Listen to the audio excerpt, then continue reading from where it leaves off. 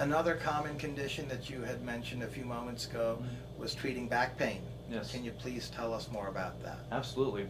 The low back is by far the most common condition we treat in this clinic, and actually it's been defined by the World Health Organization as an epidemic. And there's a couple of reasons I would suggest why. One of the main reasons is lack of activity.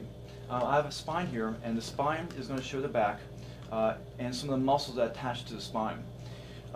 In today's society, people have become quite inactive, and not only that, but they have very repetitive type of jobs. Now, going back even 200 years ago, people had to survive by farming and hunting and gathering. Today, the same thing doesn't apply, and the body, the evolution of the body, just has not been as quick as technology has. So what we're starting to see is we're starting to see changes in the symmetry and the balance of the spine and the lower hips, and with that, we're starting to see some very common back injuries. With the spine, you have certain muscles like this muscle right here called your iliopsoas, or your hip flexor, which will become overcontracted.